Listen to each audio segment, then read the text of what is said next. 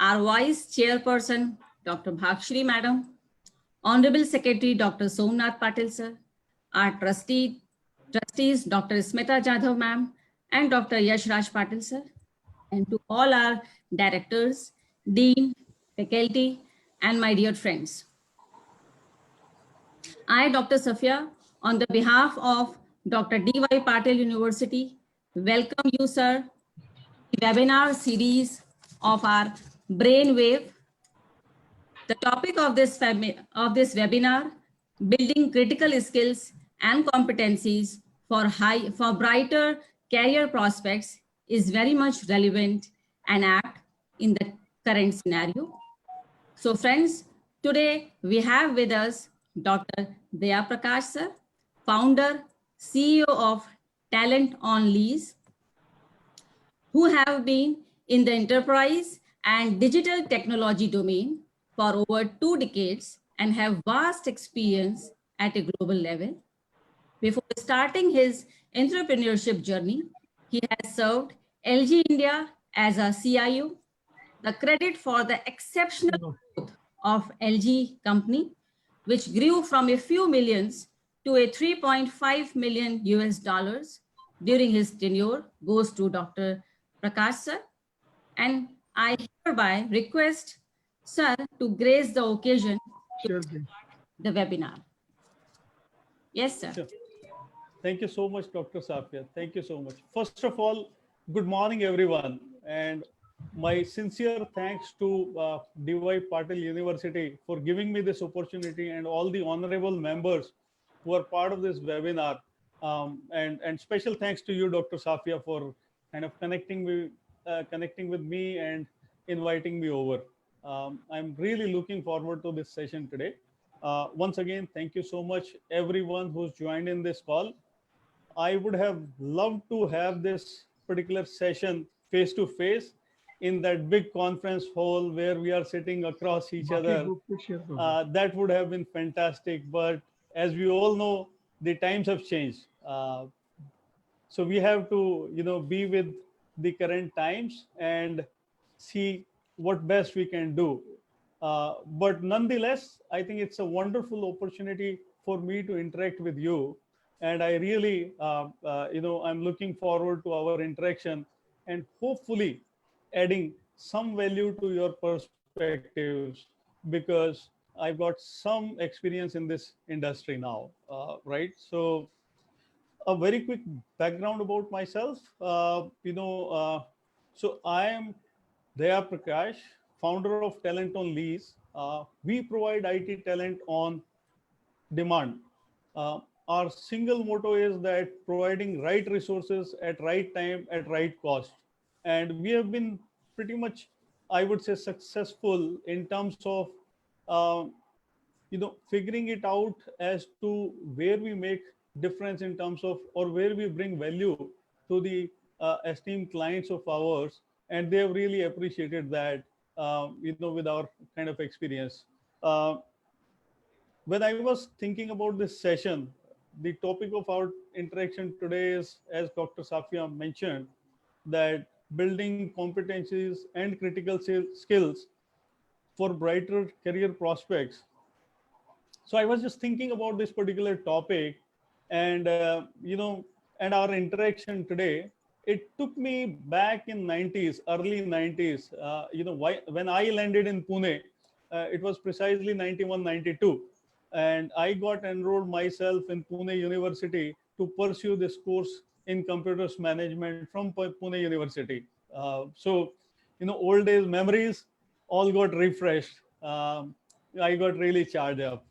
I was looking at, that time, and I was, thinking about myself when I was in Pune in 92, between 92, 94, and I was pursuing my master's. At that point of time, if somebody had asked me, what's the kind of growth rate in terms of GDP, what is inflation, what is liquidity, what is economic scenario, what is political scenario, trust me, being a student, I wouldn't care a damn about it. All I would care about is that, you know, I am going to college today. I am going to meet my friends. Okay. What is my plan after college? Okay. Where do we hang around? Okay. What is the next movie that is getting released on the weekend? These were some of the interesting things that we always used to, be excited about. Um, Whether it is making a, trip down to camp or Deccan area, or maybe, over the weekends, whether it is Lonavala or maybe other places like Mahabaleshwar, Matharan, etc., etc. So I mean all that, and I said that, yeah, when I was there in this situation, I had all these things in my mind. When I talk to, you students today and talk about the importance of, the economic scenarios, the political scenarios, how it is impacting us and all that, how much we would be able to kind of relate to it. And I said that, yeah, I understand that this is not the, maybe best time to be worried about, all these factors. But nonetheless, what I learned from my experience of over 25 years now is that sooner or later you will all get exposed to these things that I spoke about. What's happening around in the world, what's happening around in the country, where is the economy heading, where is the, the political scenarios developing in terms of, because if we have to make a place for ourselves, a right place in the industry, we have to be aware of all these things, and we have to prepare ourselves, right? I would have taken 25 years to reach where I am today. And I am not saying that I've reached too far off or I've made some great achievements in my life. Yes, but I think I'm doing decently well. And I'm able to take care of my responsibilities, Uh, so that's where it is. But should you need those 25 hours to be spent in the industry to reach to the level where I reached, or there are people who would have reached far beyond within a short span of time? I think the choice is yours, right? And when you make that choice, you have to be, very much cautious about the fact that it is all about we making choices. The second thing is we deciding an approach to go about it. And third thing is that execution, that how much we put efforts into it in order to really achieve what we wish to achieve. Okay. So that's the context that I wanted to kind of, set with you, just to, put a point here or make a point here saying that you may, be serious about things today, or you may be serious about things tomorrow. The only difference would be that how soon you get to achieve what you wish to achieve. So the journey to shorten that, cycle is all in your hand and nobody else actually. So take charge of that if you really wish to, really wish to make a difference there. Take charge and start putting efforts. Okay. Now, let me just give you a little bit background on the current economic scenarios. The pandemic, it's kind of absolutely unprecedented situation. None of us, whether it is we are talking about, our generation, before us, or maybe, like two, three, four generation you talk about, none of us has experienced this kind of situation ever before in our life. And very unfortunately, this is the time no one can go up to someone and say, hey, I am facing this problem, how do I deal with this, right? So that's the reality of this pandemic that we have faced for the first time ever, uh, all of us, right? So we have to figure out our own ways to deal with this, right? It is up to us that we say that, okay, I want to understand how it is impacting me, and I want to make sure that I get least impacted by this and continue to make progress on the path that I chose for myself, right? So that's completely in our hand. But look at worldwide scenario here, of this pandemic. Complete slowdown of economy. It is not about the fear of economic slowdown. but economy has literally slowed down. Hundreds and thousands of people, millions of people are losing the job on almost every week basis, right? In India also, if you've been keeping a track of things that are happening in the industry, you would observe that many of these big companies that you would have dreamed about getting a job in are in a position today that they have to say that we cannot entertain any more new employees. We are already struggling dealing with this situation where we are thinking about what do we do with our existing employees, right? Should we retain them? Should we tell them, uh, you know? So that's the difficult situation that we are facing now. In next couple of months, at least, I clearly see, and in fact, maybe next 1 year or so, also, I clearly see, and when I talk to the leadership teams, in the industry, they clearly tell me that this market that you will see post COVID is going to be buyer's market.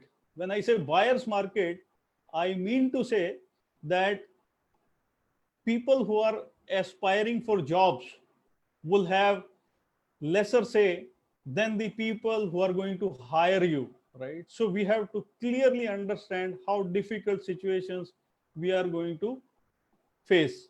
And I'm not saying this difficult situation for scaring you guys. My whole objective and the intent here is to give you the real inputs from the industry to help you prepare yourself much better, so that the competition which you thought, let's say, a year back, that you are going to face versus the competition that you are going to actually face is going to be very different, very different, very demanding. So I'm just trying to prepare you for that, and not, again, I'm saying, repeating myself, scare you of the situation that you are going to face, right? Now, the job scenarios are tough, right? Uh, you would have seen people who, graduated even last year or are graduating this year, right?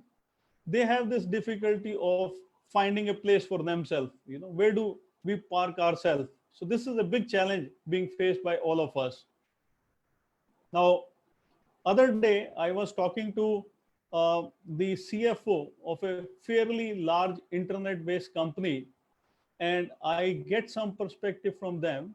They said that, at this point of time, you will see two kind of, organizations. One set of organizations which will face difficulty of, sailing through this turbulent time. The another set of organization is the one which will take advantage of this situation and build so much of a competency by focusing on their core to outplace or outdistance their competition in such a way that, you know they will be far ahead. They'll be treated as leaders in the industry, in terms of the organization. And similar is the case with people. When it comes to people, when it comes to organization, organizations are nothing but people who work for these organizations, right? So it's, and I'm not saying that, the services or the product offering of the organization is any less important, but it is about the people who work in that organization. They take that organization leaps and bounds in terms of beating the competition. So again, it, very much depends on people. So when it comes to people, people is nobody else, but it is you, me, whosoever is going to serve this industry, right? So again, you will find two kind of mindsets in the people who are going to serve the industry. One who will worry about how do I sustain myself in the organization, and how do I make sure that I stay relevant to the organization. So keep doing something or the other in order to kind of look for survival. Whether we will survive, we will not survive, only time will tell. But that is the thought process. The other set of people would say that, okay, I am faced with this tough situation and I am not finding anybody who can help me understand how do I deal with this situation, which means I need to figure it out. I need to get up, figure it out myself. What do I do about this situation? How do I make myself most relevant in the organization? How do I take my organization forward by taking or assuming responsibilities much beyond my defined charter of role and responsibilities, right? And my suggestion to all of you would be that try and be the part of second category versus the first category, right? Now, at this point of time, I would like to say that it is very important for all of you, including me, all of us, I would say rather, to stay relevant in the times. How do we stay relevant in the times? It's very simple. The simple formula of staying relevant is to build those competencies and critical skills that will make us or retain us as ever relevant, which means that the industry that we serve, which means that the companies that we serve, which means our workplace, right? Our role is considered to be an integral role that they can't just do away with, right? So, and in fact, they perceive us more as uh, you know a part of their uh, core business, function, or core team. So that's where we want to get into, right? Now, while this is the industry, this is how industry is shaping, and at a very, very high level, the message is loud and clear that we need to, as students today, build those critical, build those competencies and critical skills to kind of emerge as heroes or winners of tomorrow, right? Um, but in terms of real actionable items, right, what do I do? I say that, okay, I've understood this, that I have to, build competencies during this time. I have to develop some critical skills in myself. But really, what do I do? How do I go about it, right? And that's where my first most suggestion to each one of you would be to not follow the herd mentality anymore, but each one of you are uniquely placed. Each one of you are a unique individual, and you have your own goals, you have your own aspirations. It is a time now for each one of you to kind of introspect and think about it as to what it what is it that you are most passionate about, right? uh, so we have been seeing these examples, and I keep quoting these examples. If you really look at Bollywood stars or Hollywood stars, movie stars, right, or the sports person, right, what they do is not a job, right? What they do is something that they enjoy, and that becomes their job. And if you get into that position, no one can stop you, no one can stop you, right? But you have to identify that core passion within yourself, which will help you grow as an individual, and which will help you grow as an individual who is able to make a contribution to the industry also, where you will be called leaders of tomorrow. So I think the first most thing I would say to build competency and critical skill is that you must have a clear objective or a goal in your mind as to what are you passionate about and what is it that you wish to accomplish, right? Once you have that clarity, think about it. What are the competencies, what are the great attributes that you have which are helping you towards achieving this particular goal, right? So clearly identify those, set of strengths. The other thing that you should do is that you should try and identify what are your weaknesses, right? So if you're passionate about something and if you have a clarity of goal objective, what are the things of your own personality trait that, you know hinder, that plays the role of a hindrance, right? So what are those weak points, what are those weaknesses, identify those, right? So put them on the paper, put your strengths on the paper, put your weaknesses on the paper, try and identify, given the current context, right? Try and identify what are the opportunities that you see they exist in the external world, outside world, where you can really excel. So clearly list down those opportunities as well.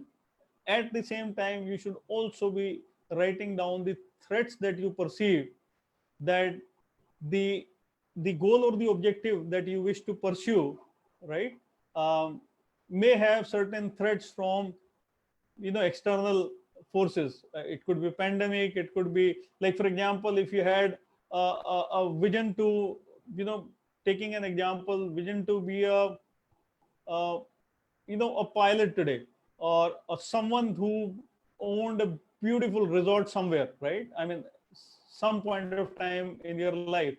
I mean, those are the industries currently, they are was impacted by the pandemic. So you should have a clarity about what your goals, objectives are. You should have clearly identified your strength, weaknesses, opportunity, threat.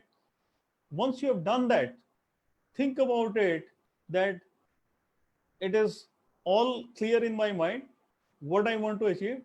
Now it is about charting the path, as to what path that I want to tread to kind of achieve my goals lay down, that I laid down, right? So that's something that you have to then figure it out.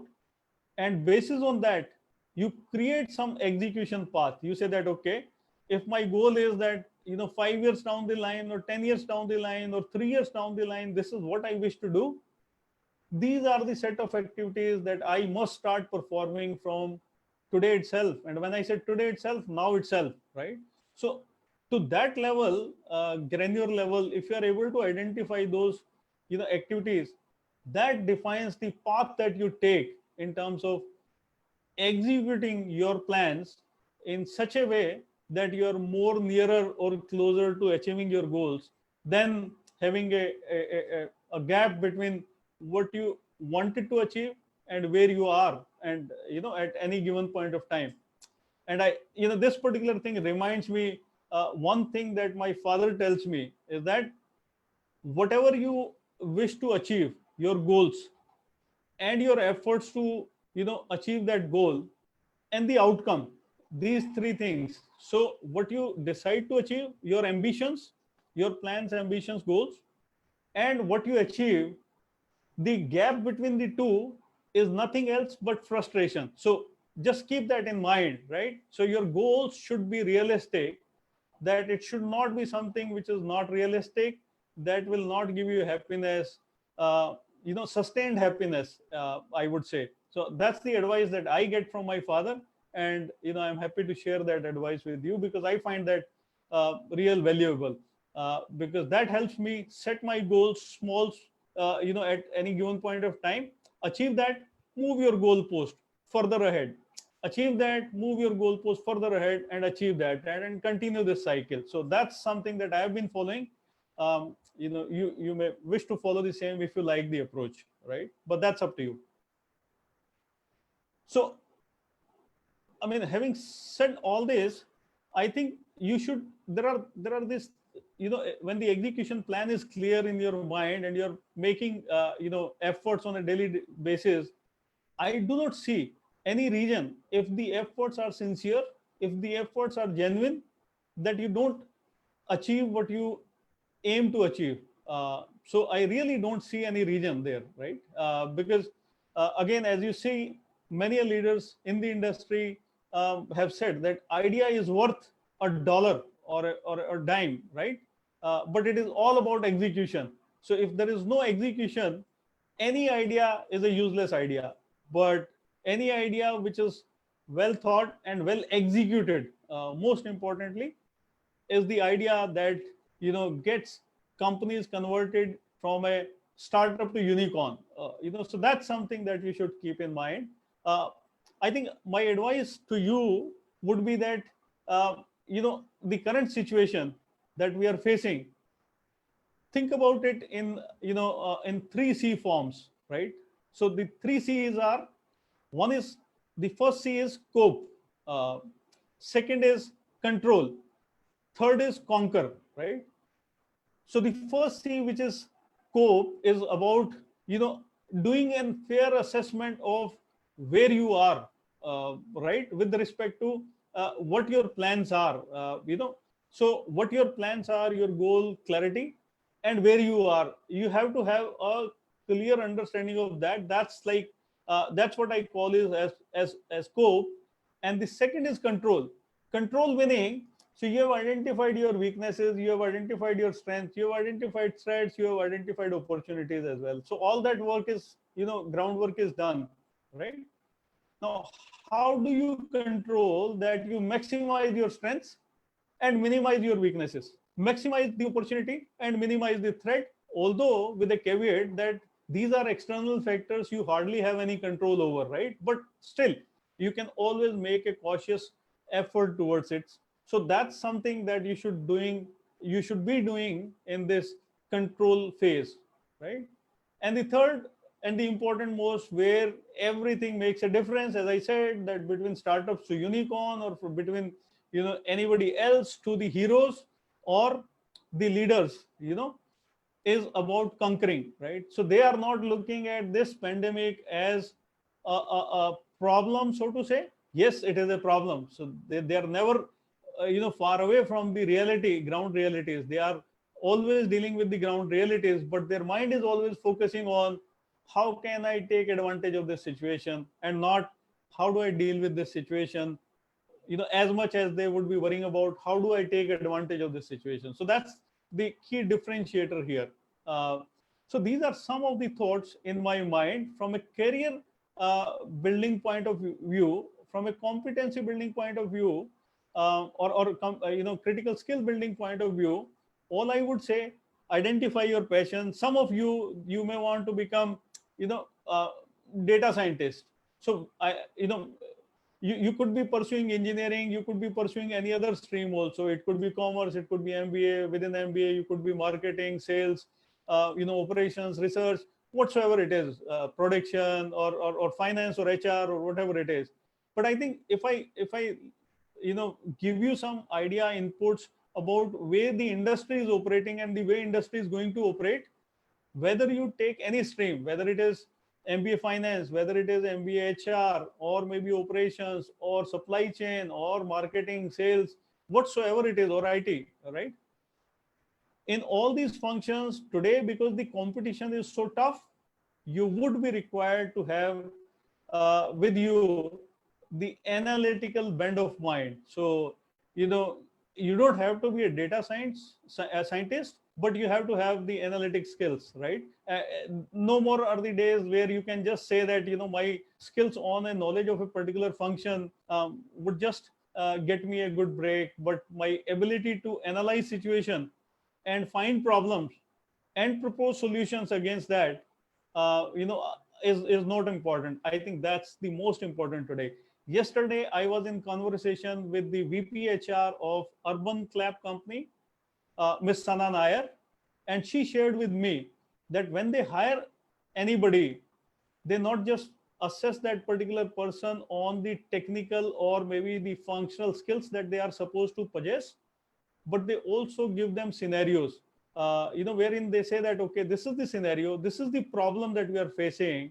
So help us understand from your viewpoint, what is the solution that you propose, which means it requires from that individual to have the in-depth understanding of that function and their ability to come up with the solution. So I think the the time to come more such scenarios will emerge where you will be faced with such scenarios that when you go and apply for a job in the organization, they will say, fine, you are, MBA or whatsoever it is, or, BTech, from this stream.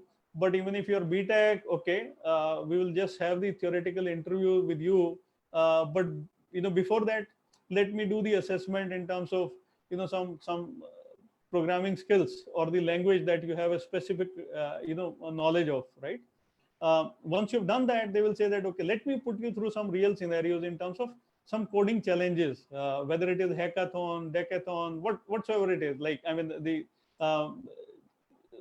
the challenge based, the real problem based, situations that they give it to you to solve, and then they look at how do you react to those situations, and they make a decision whether to hire or not to hire. Uh, Mind you, the last leg of hiring is always whether you have a right attitude or not. So I will come back to the attitude piece, but just keep in mind that besides all the techno-functional skills that you may have, the most important skill is the attitude, right? The one who's ready to take charge. So again, giving the example of my conversation with Sana Nair yesterday, she said that we are always looking at missionaries, and what missionaries do, they don't just get defined by the scope of the work that is given to them in the beginning, but rather they are said that, okay, this is the area that you have to contribute in, and they come and then say that, okay, I want to contribute here, I want to make it better, I want to make it best, and they continue to work, on that account with that zeal and with that spirit. And these are the kind of people that we love to retain with us or have with us forever, right? And we are not looking at someone who says that, okay, what is the definition of, and this is my conversation with another HR, in fact, CEO of the company, that he happened to ask someone in the interview that what, as per you, is the definition of hard work. And the person said that, I think coming in the morning in the office and work until, let's say, 7 in the evening, um, I think that's the hard work for me, because you have to like work 8 9 10 hours in a stretch. To me, that's the hard work. And the CEO said that, I'm not too sure whether he understands that this is like, this is something which is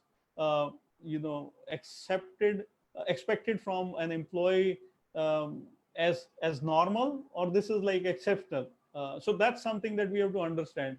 uh, so our ability as an individual to take charge of situation and say that, okay, I'm supposed to be working on this, I've done this, but I think I can contribute here as well, right? So go back to management and say I can contribute here. Those are the individuals that those are going to be loved by,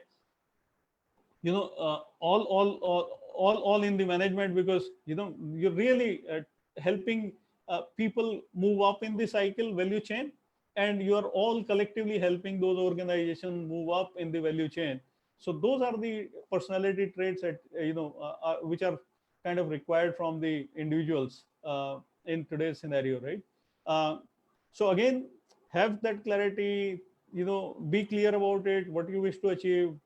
Think about it, what are your strengths, weaknesses, threat opportunities are, and then create an execution path for yourself. Take advantage of this time where you're not able to go out and spend a lot of time with your friends or anybody, but you can devote in terms of developing your basic skills. Those basic skills could be as basic as developing skills on MS Word, MS PowerPoint, or maybe Excel, stuff like this. Anything and everything that you today put effort towards will lead you to kind of great learning.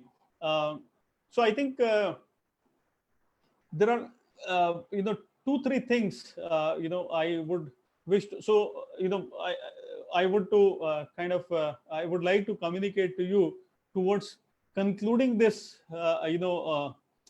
one-way dialogue, in some sense. And that is that the real world that is changing, I just want to give you a glimpse of that. And in that real world, what is most important is your practical knowledge, and it is not about your theoretical knowledge, right? Nobody is interested in what you read in the book, who said what, right? No one is interested. It's more about your practical knowledge, whether it is whether you're pursuing MBA, whether you're pursuing BCom, MCom, whether you're pursuing engineering, in whatever whichever field, your practical knowledge will get you in the industry or in the company, and will also define how far you go in your career. So focus on practical skills, right? So that's one. um, when I was also student, and and this is typical student mentality. We always look at somebody and we say that, okay, oh wow, oh, he's getting such and such salary, very handsome, right? But I think now, having spent almost 25 years in the industry and having spoken to several industry leaders, I also have the opinion, or I also have the view that in the first 10 year, at least, people say 10, 15 years, but I at least say that, okay, maybe given current situation, in the first 5, 10 years, let's not even say 10 years, but let's say first 5 years to 10 years, uh, you know focus more on what is the role that you're getting in the organization, and do not waste much of a time in terms of how much remuneration that you're getting. So I think clear weightage should be on role, but I'm not saying that somebody says that I'll give you this great role and you do free of cost. We're not there to do charity. But at the same time, someone who's giving you maybe 20% more, but the role is not something that aligns with your own objective and goals where you wish to reach tomorrow. Mind you, your first job will define how right, or how diverted you are on the path of achieving your own goals and objectives. So I think that's another input that I wish to give you. The third input I wish to give you is that there is always a trade-off between risk and stability, right? So there are organizations which are stable or perceived as stable, job places. There are organizations which are perceived as you know risk averse. So you have to decide, what is your goal, where you want to reach, which is the organization which is helping you go there, and what is the time frame that you have set for yourself. So all these things you have in your mind. So depending on that, make a deliberate choice that which one you want to go for. Are you okay to take a job which is taking you towards risk? Are you okay to take a job which is like more like stability, but you might not be getting the value that you may have, perceived value you may have in the industry, but getting, let's say, 15, 20, 50, 20, 25% lesser than that? Are you okay with that? Because for you, maybe money does not matter as much as your stability of the job, and your family commitments, or involvement in the family matters, right? So I mean, more on personal front than the of professional. So the choice is yours. The only one advice I would like to, the biggest advice I would like to give all of you before you start your career, right? We would have thought, maybe 2, 3, 4, 5, 6 years back, we would have thought, okay, I've got into college now, I've got into university now, it's just about 3, 4, 5 years that I'm away from, 4, 5 years away, I'm away from my first job. And once I get my first job, I will take a loan, I will go for a two-wheeler, four-wheeler, or maybe within 5 years I want to go for a house, or anything like that. um, Times are very, very uncertain.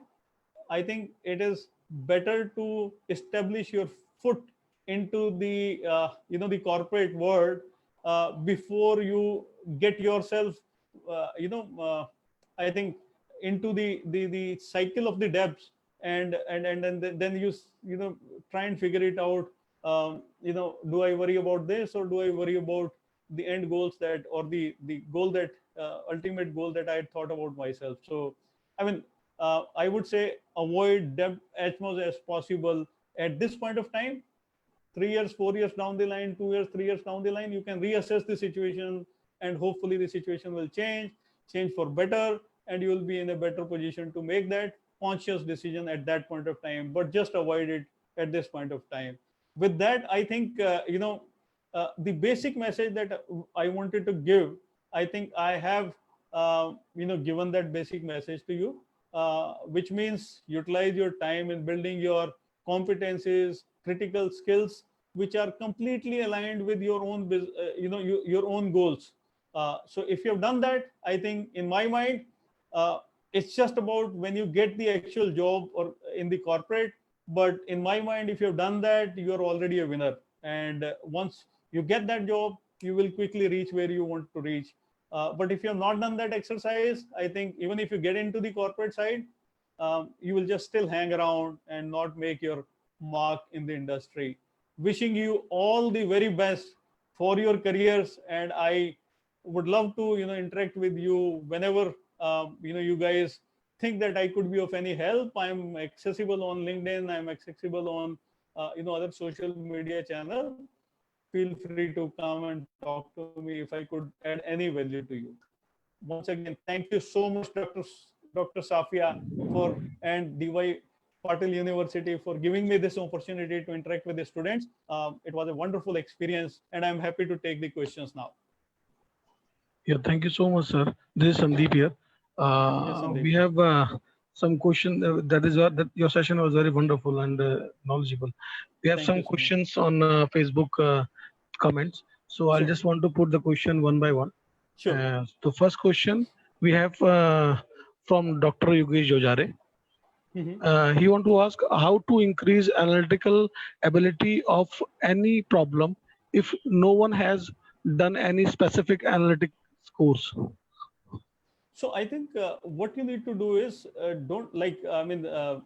So my simple suggestion is that you must have understand. So there are various tools available today, right? With the help of that and with the basic concept. So there are multiple courses available today on Udemy and Coursera, which one can go through, which are very simple to understand, and they don't require you to be an engineer or expert in mathematics. So go through those courses and have a basic understanding of tools like Excel, or maybe other tools which are like business intelligence tools which are simple to use. Maybe Excel to SQL, and then some of the tools like ClickView and Tableau. There are other tools. Statistics tools are also available. But I mean, it's about where you feel comfortable. Pick those tools and try and apply those solutions there. But you don't have to be expert in mathematics, or you have to be necessarily an engineer to kind of solve analytic problems.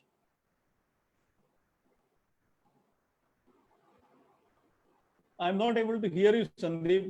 You're on mute. Okay. Yeah, thank you so much for the reply of this question, sir.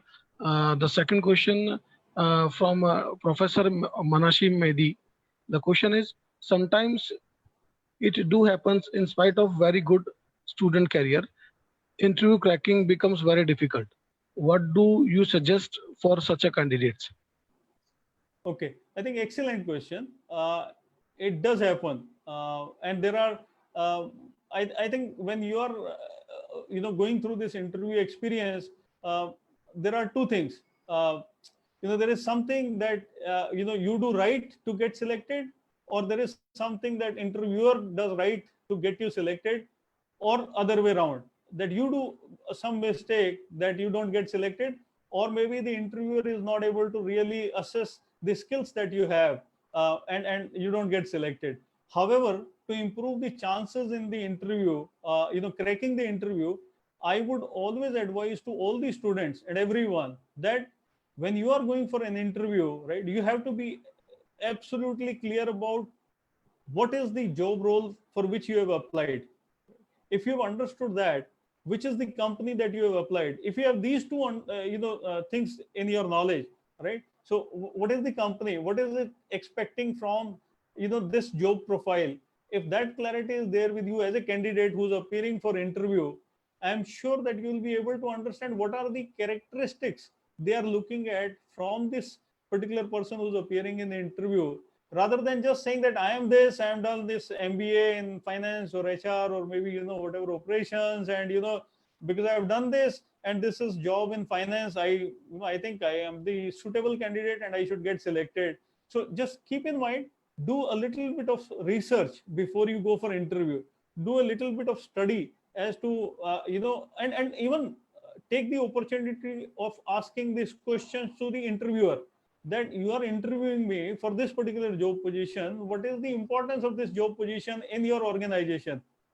Why are you hiring a person? There is no harm in asking question. Why are you hiring a person? Do you have any person here? You don't have any person here. You had a person here who has left, or whatever it is. So I'm not saying that you start asking 20 questions, but think about it. What are the good 2-3 questions that you want to ask them, ask the interviewer, to get clarity why they are interviewing you, and then clearly say it out as to why you are the best suitable candidate for this. This will help you minimize. And as I said, that attitude is most important. Actually, attitude is, you shouldn't show any arrogance when you're sitting in the interviews. You may be right, the other person may not be so right, but it is you who's going for the job, not the other person, not the other way around, right? So it may temporarily sound like, a question of dealing with egos. That's also, one should always keep in mind when you go for the interview, right? Because we don't Uh, know the people so well. yes, sir. Very good, sir. Thank you so much, sir, for the reply. And the next question we have from Nizam Ansari. The Mhm. question is there any modification required in education system in the current situation? Okay, so I think it was 2006 7 2006 7, right? So Mr. Ansari, this debate has been going on for almost, more than a decade now. It's close to 2 decades, right? Where everybody is talking about the gap between industry and academia, and industry has their own viewpoint, academia has their own viewpoint, and then there is student, who have their own viewpoint. But I will clearly say this, and having participated in NESCOM special interest group back in 2000, early 2000, like, where there was a special interest group formed on industry academia collaboration. I worked extensively in that particular group for a few years, and I can clearly tell you there is a need to change or upgrade the curriculum as per industry requirement. Because trust me, what we are being taught in the colleges today and what is industry expecting from us, there is a huge gap. Okay, I don't want to go there, like why there is a gap, or or whatever it is, but I can only tell you that there is a gap, right? And for that, I think the good part is, if I compare it back in early 2000 versus today's era, today's universities are more open, and welcoming industry leaders in terms of sharing their experiences. And this one session is one example where clearly DY Patil University is trying to connect with the people from the industry, right? So just to understand what's happening in the industry, and maybe take some input from there and incorporate in their course curriculum, or maybe either whichever way, there is some some amount of work is required to bring that synergy between what industry needs and what is taught at the universities today. uh, that definitely is required. Uh, Thank you so much, sir, for the answer. The next question we have from Mr. Navnath Jadhav. You want to ask, due to the pandemic of COVID-19, many industries are closed down. Mhm. Core of the employees have lost their job. In this Mhm. situation, in coming couple of years, which factor will have good opportunities for the freshers? Okay, uh, I think there is a very very simple answer to that, right? Each one of us today, we are living with minimal stress, right? uh, so what is called as essentials, right? We are surviving on that. I think today is what, 66th day of the lockdown, right?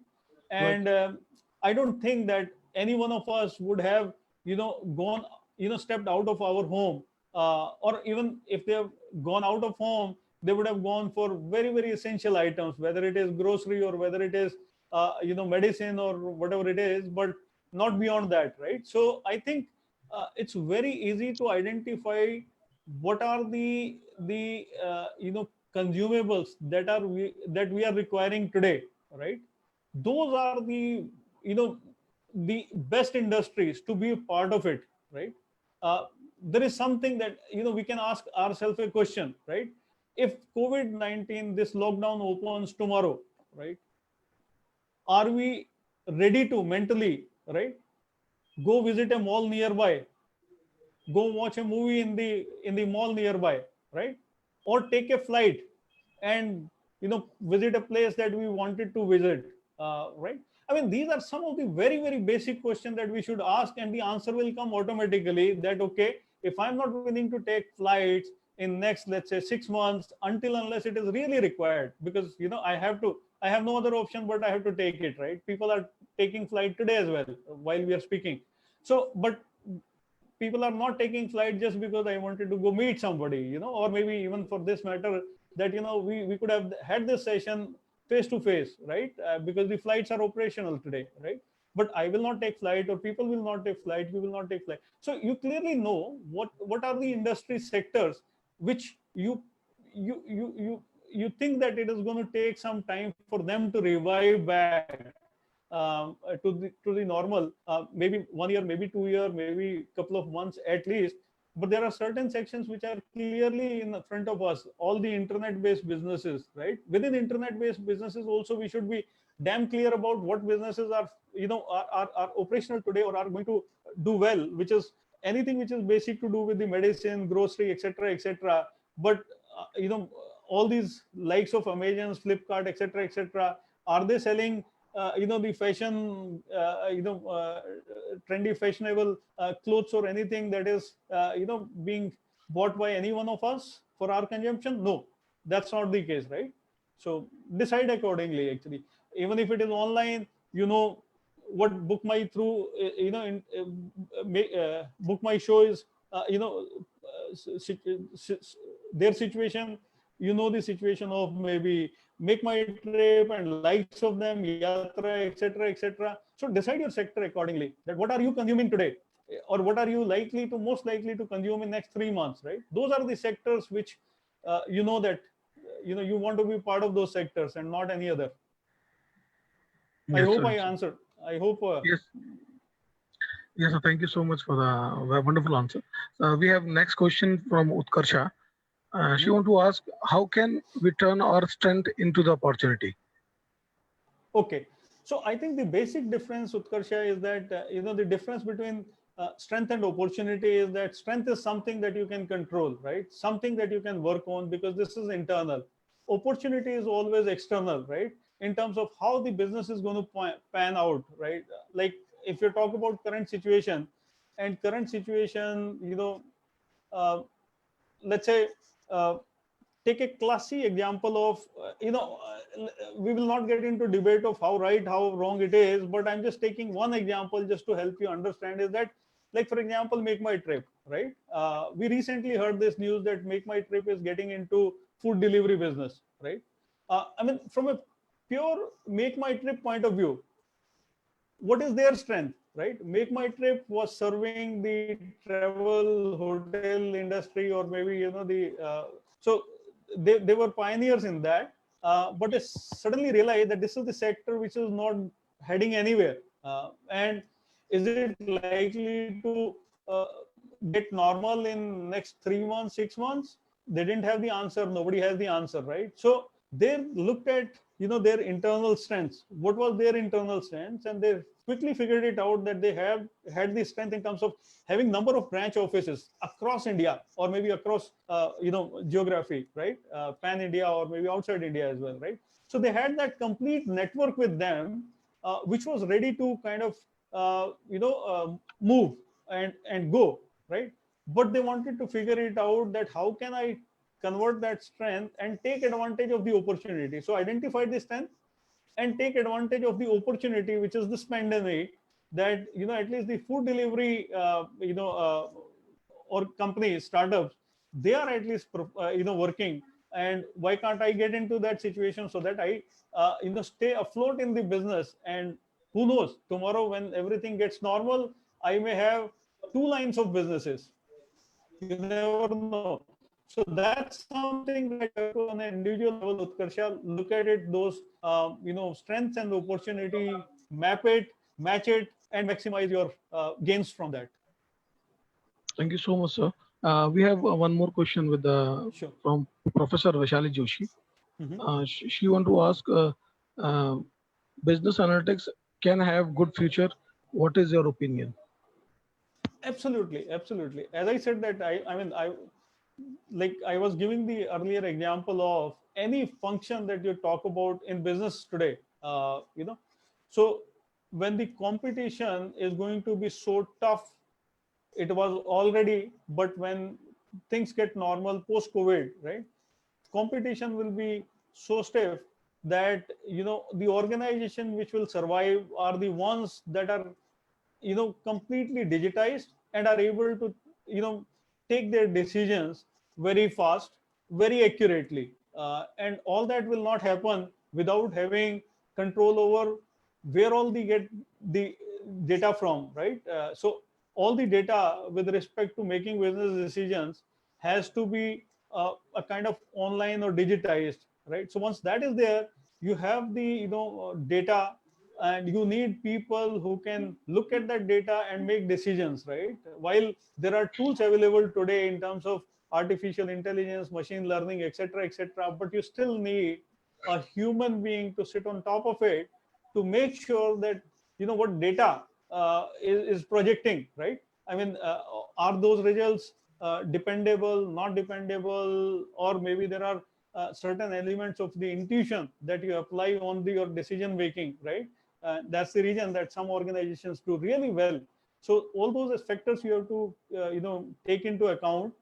But data science is going to be the most important, I think, skill, so to say. And for that, you don't have to really know Python. I'm just taking one example. So from data science, you should understand clearly that if you're an MBA student and you're an MBA HR or MBA finance or whatever other function, and you're going to play a role there, you may not necessarily need those programming skills. But if you have it, I mean, you are a champ. But if you don't have it, your end of the day, you have an IT team which is there in your organization to help you build those systems that you want them to build for you. But if you don't have data analytics skills, then you are in trouble. Uh, Thank you, sir. Was such a wonderful answer. So we have one more question from Mr. Pankaj Gawande. He want to ask, what is the best way to upgrade the learning skill as per today's scenario? Okay. Pankaj, this is very simple question, yeah. That the entire world is moved to online world, right? So the answer to your question is online. There are several sources, right? Likes of Udemy or maybe Coursera, or even there are a lot of companies from India which has got some serious content which you can consume, whether it is simply learn or upgrade, or maybe there are many more Great Lakes and companies like that. So they like beautiful content out there on the web that you can consume it online.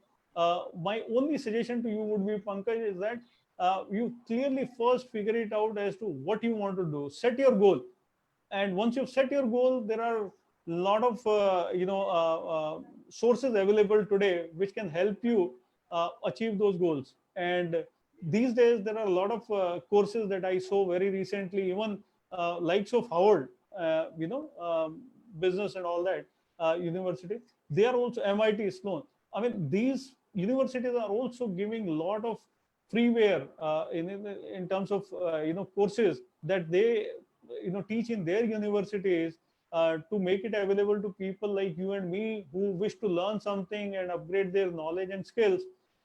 So there's a huge amount of sources available.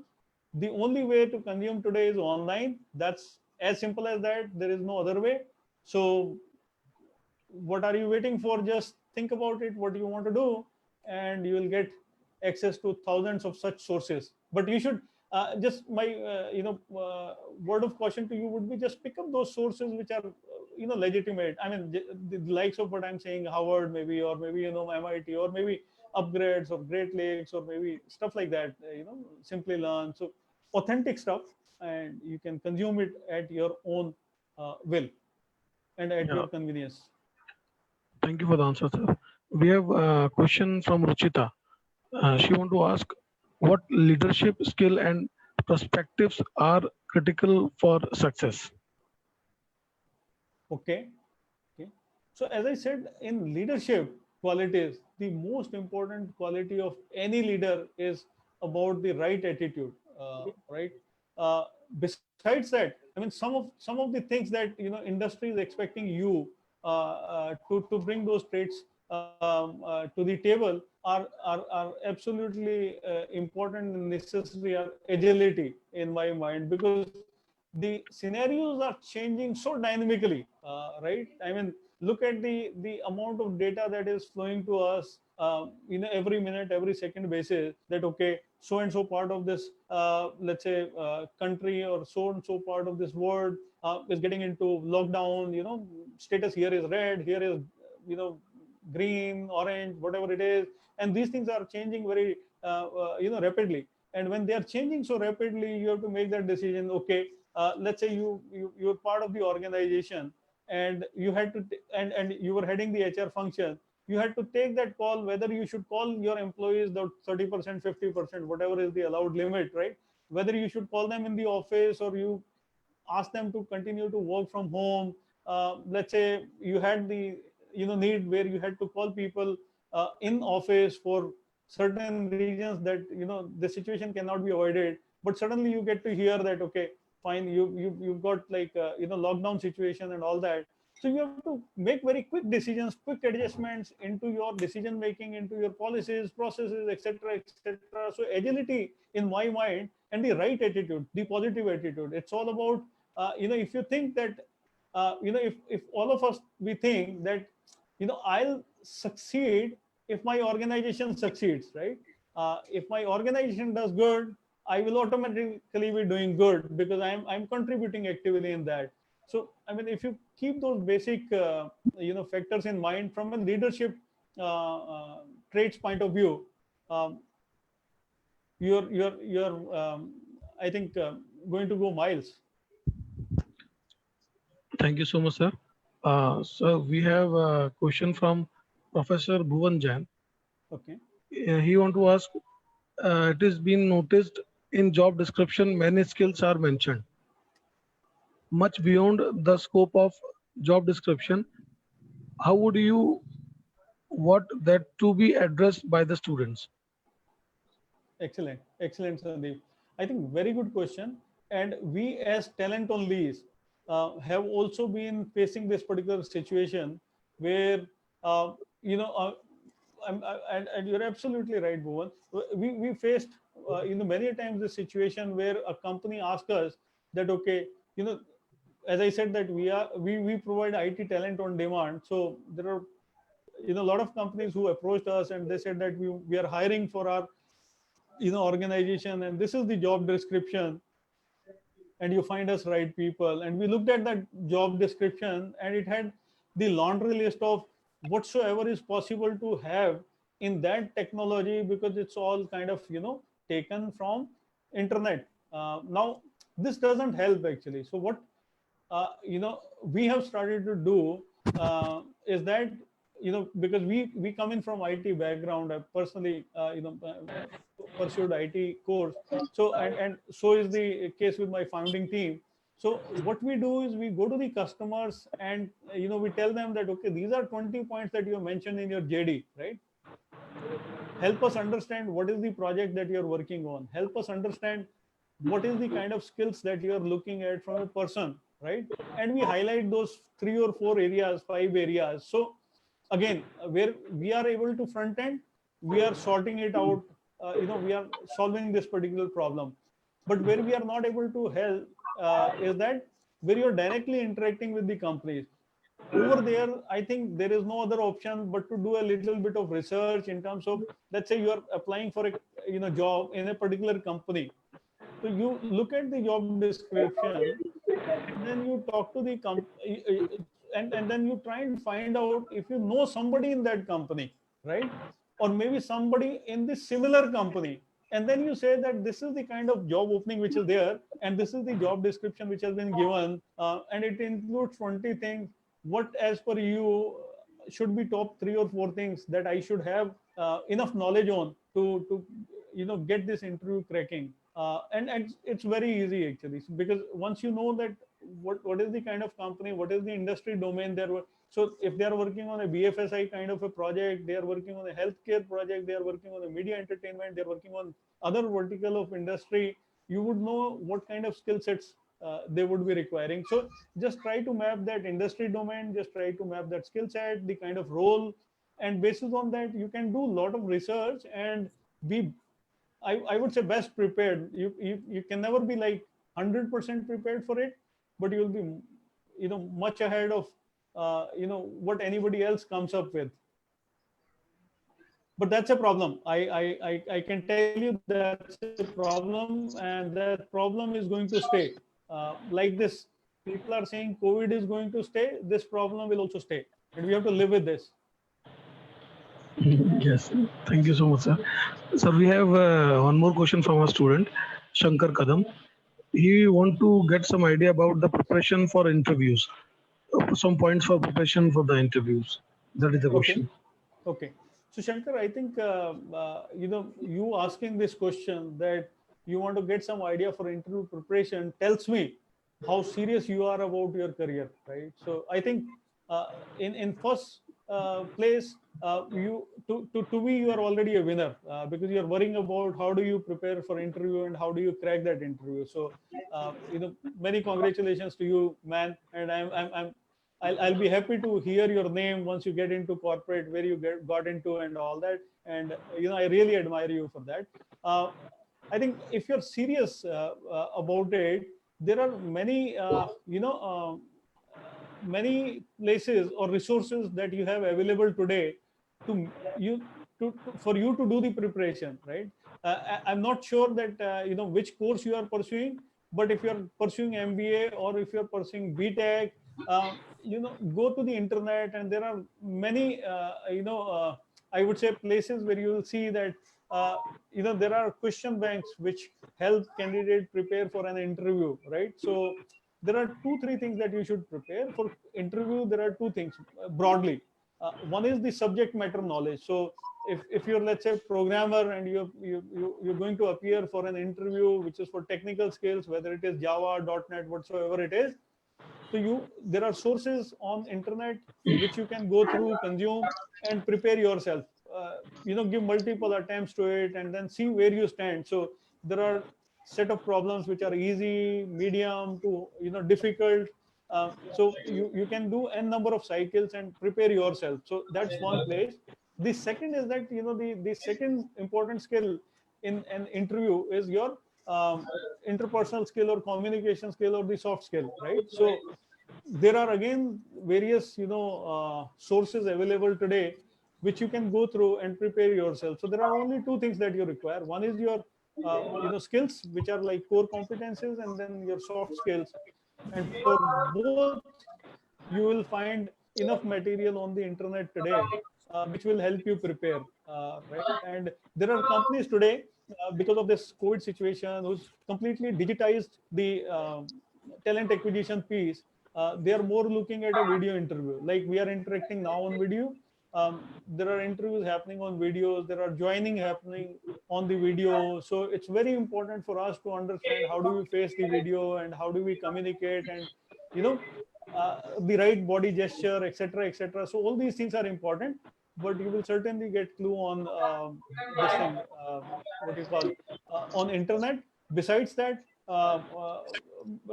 maybe Mr. Sandeep, you, Dr. Safia, if you can, pass on my details to Shankar. You feel free to give me a call if I could be of any help to you. Sure, Any sir. help to you. Sure. Sure, sir. Uh, Thank you, sir. Sir, now we have one question from another participant. So, Mr. Soham, he want to ask how to prepare ourselves in having a long-term career. Right. Mr. Som, I think I mentioned it in the beginning is that, in my mind, career is nothing but it's all about what I wish to, achieve for myself, right? And that's the career. So the first most important piece for anybody is to have that goal in mind, have that objective in mind, as to what I wish to become.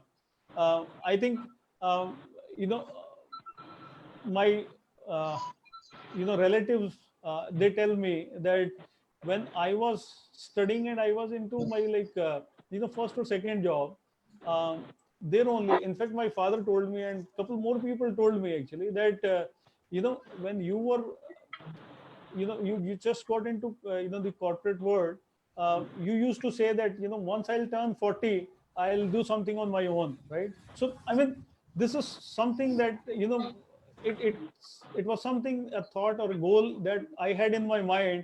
I didn't achieve it in 40, but I think I was, when I started my company, I was 44. I think so. It could be 4 years later than what I would have thought about myself. But having said that, it is all about setting your goal. So you have to set your goal, what you wish to accomplish, and then again, same cycle of identifying your strength and weaknesses. And those are the things which you can always work upon and improve, right? We are talking about long-term career and all that, but look at those reality shows that you would have seen in the recent past. Couple of weeks, couple of months of the reality show, and you would have seen the participant perform from level 1 to maybe whatever level. I mean, amazing performances, whether it is singing, dancing, whatsoever it is. So you've seen that transformation in those kids in that small time that we have gone through. Like any program which is series A, this is season 1, season 2, 3, 4, 5. We have seen so many seasons in such a short span of time, and people excel really to levels which are like beyond our imaginations, right? So it's not that difficult, but the amount of hard work that they put, that is important. And before that, what is important is that having the clarity that I want to dance it out, I want to sing it out, right? So that's the clarity. And after that, the execution piece. And you're talking about long term, I'm sure, unless something like this, the COVID-19 thing, unprecedented happens, we can pretty much achieve what we aspire to achieve, provided we stay focused and put all our efforts in effort towards achieving it. Yeah, thank you, sir. So we have one more question from our Sure. student. Sure. Name of the student is Priyanka Singh. She want to ask, how do we handle the stress in this current situation and in our working culture? Right. I think this is the most important question of the time. I run a business today, right? Uh, and I know what is this situation out there in the market, right? Uh, so we are into, as I said, that providing IT talent on demand, right? Now, earlier, if we used to have like 5 inquiries on a daily basis, or 10 inquiries or 15 inquiries on a weekly basis, right? The number of inquiries has come down because at this point of time, people are not really hiring. They are trying to figure it out. What do they do with their existing workforce, right? So the situation is such. But in this situation, what do we do? Shall we say that, okay, fine, we will stop putting our efforts, and when the situation improves, we will again start putting efforts? Or we decide that, okay, this is the minimum sustainable effort that we have to anyways put, and we will put that.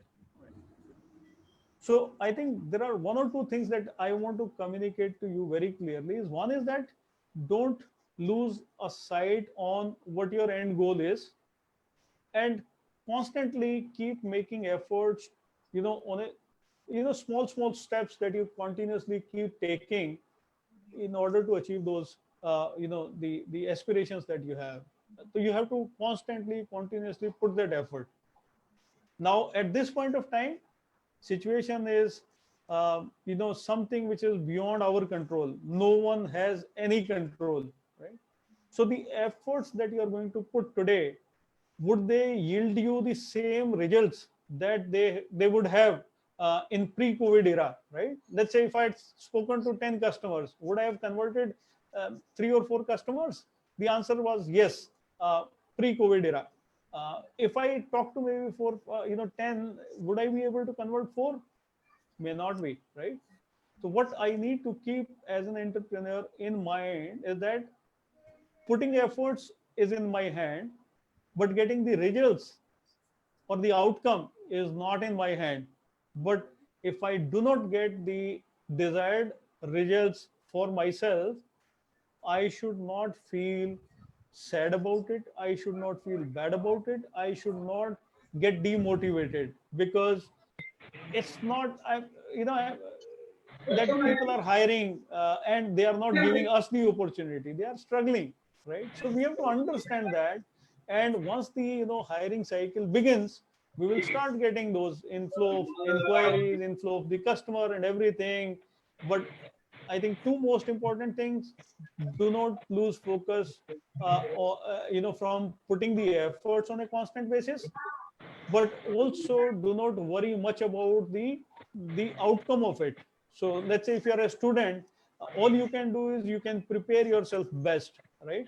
So you have identified your goal, you have a clear vision what you want to accomplish, and you have laid out the execution steps also, that okay, in order to achieve this I need to do this, right? So that execution thing that you have decided for yourself, continue to do that. But does that mean that somebody will pick up a phone and call you for a job interview today? Might happen, might not happen. If it happens to you, you're lucky, right? But if it doesn't happen to you, you're not unlucky, but it is the situation. So don't get frustrated just because of that. The other advice I will say is that besides focusing on your own goal, try and spend some time, quality time, with your family, with your friends, outside what you want to do professionally, right? And that will help you establish that clear balance between, uh, how, in terms of between dealing with this situation and trying to stay focused and stay afloat on the path of what you wish to accomplish. That's my suggestion to you. Thank you so much for the answer, sir. We have one more question from this is last question exactly Sure. from Grish Pradhane. He want to ask here is exactly two questions. First Okay. question is how to choose long-term career, and the second question is it good to change job frequently? Okay. I think your first question, how to choose long-term career, is again a very simple answer. At least for me, it worked, right? You have to only talk to yourself and ask yourself what you are passionate about, right? What is it, something that you think about and you suddenly start feeling the whole flow of positive energy inside you, right? So that is something, I think, my advice to you would be to kind of spend some time with yourself, uh, right? uh, and figure it out, that what you want to achieve, or what, who you want to be. So if you've got the answer to that, you've sorted the question of building your long term career, right? Because that's something that is going to stay with you until you are alive, right? So that's something that, my answer to your first question. The second question of yours of frequent change, right? uh, if you really look at it, frequent changes in the job is not good, right? I think majority of the time this is the upfront answer that you will get from anybody and everybody, right?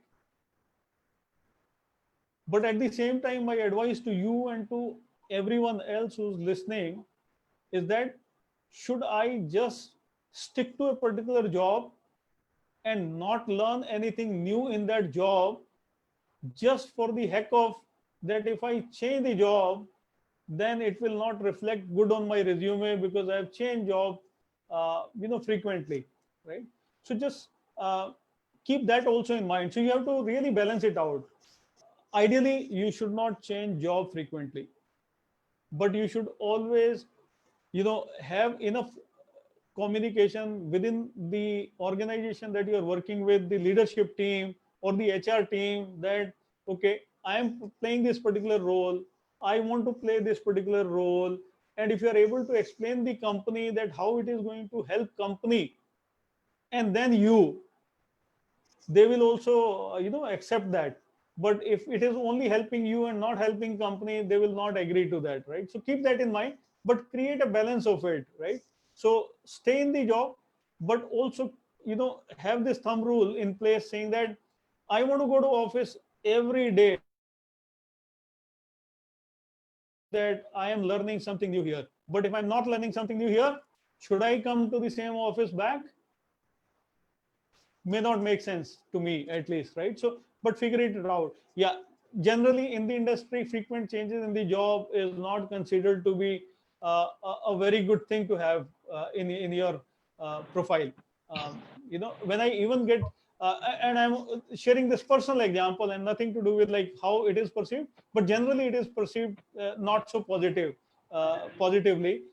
When I receive LinkedIn requests from people in the industry, I look at their LinkedIn profile, and if I see that this guy was here for 8 months, here for maybe 13 months, 12 months, 9 months, 10 months type, I genuinely ask question to myself: should I connect with this guy? Like, I mean, unless there is something that I see on the top wherein something is being done currently where there I see consistency and some meaning, but otherwise I say that yeah, frequent changes, not there's no stability in thought and mind, right? So even if I connect with this gentleman today thinking that this gentleman is so and so, let's say in HR function, or maybe in IT function, or maybe in strategy function, or maybe finance function, but within 8 9 months he will be gone, he will be changing his stream, he will be changing his company, he'll become whatever it is. So that's a question that will always reflect back on you. So avoid that. Yes, sir. In between we have received one more question. Sure, Sandeep. I'd like to I'm put happy on. to answer. Yes, sir. Yes, sir. This question is from Avinash Kumar. He just want to share his thought. He's sharing his thought exactly. He said, I consider under the present circumstances, the the avenues are better. It requires consistent approach Absolutely. and innovation as well. Absolutely. So would you like to Absolutely. put any your ideas on So this? I mean, I couldn't agree more than this, that, so, you have to have clarity of your thoughts. Once the clarity is there, all it requires is, you know, consistency, in your approach. So you have to be consistent in your approach towards, making to achieving your goal, right? So that's definitely there. Um, and if you have to achieve your goals and you constantly making efforts to achieve your goal, right? There are all the other people doing the same thing. Let's say there are hundreds such more people doing the same thing, right? So how do you become different, in the sense that how do you become leader and not someone who's a follower? It will only be defined by your approach. If your approach is innovative, right? So the innovation piece that is spoken about, right? If your approach is innovative, you might reach over there faster, and be more effective than the other people who are trying to achieve the same thing, but they are not innovative in their approach. Will take several days, several months, several years to achieve, right? So you could be much ahead of the competition. And I completely agree with this approach of consistency. So avenues are plenty, right? But if somebody says ki my passion is only, on the, let's say, hotel industry or airline industry or any other such industry who's got affected by, adversely, right? But is not able to think anything beyond that, then you have a problem or a challenge that you seriously need to sit down and think what you should be doing next. But otherwise, find the opportunities, maintain the consistency, and bring the innovation in your approach, so that becomes part of your DNA. Thank you for the. Hello. Yes, Sandeep. Yeah, sir, we have one more question from Jaideep. Exactly. He's saying that ambition is important in our career for achieving our goal by planning. But if we higher got the higher salary and good position in other company, then how will you compromise with ambition and package and all? It is completely dependent on the individual, right? Somebody was just asking a question before, Jaideep, that how do I achieve my long-term goals, right? And here we are asking about the question of trade-off between what your ambitions, what your goals are, and compromising on those for certain reasons. It could be monetary, it could be anything else, right? So I think here, you don't have to get answer from any outsider, including myself. I think the answer has to come from within. So you have to ask this question yourself, that if you get certain opportunity where you are able to get, let's say, better financial gains, right? And you have a long-term objective for yourself in mind, right? Should you be making that compromise, or should you be making that adjustment to your plans, right? If you think that if I take this option now, which is on my way, or if I can see this option coming my way, I take this, which will completely derail me from the track of achieving my goal or ambition, right? So are you comfortable changing goal for yourself, that the final objective, the end objective that you wish to achieve in your life? If you're comfortable, go for this, boss. If you think that you are gainer here, and for this temporary gain, you are willing to even make shift in your fundamental approach, I think that question you have to ask yourself and get answer from yourself. But if you ask me theoretically, or if you ask me from my own experience, once you've laid down a long-term goal for yourself, you will be able to achieve it. It may take time, but you will be able to achieve it, and you will be able to enjoy it most. And the whole journey, once you have achieved it, versus those small gains that you're talking about, which comes in between. But you have to make the choice. Yes, thank you so much for the wonderful answer, sir. Sir, now I'll just add one more thing, is that yeah, yes, sir. So anybody who you would have seen in terms of a successful person today, right? I just wanted to add this perspective.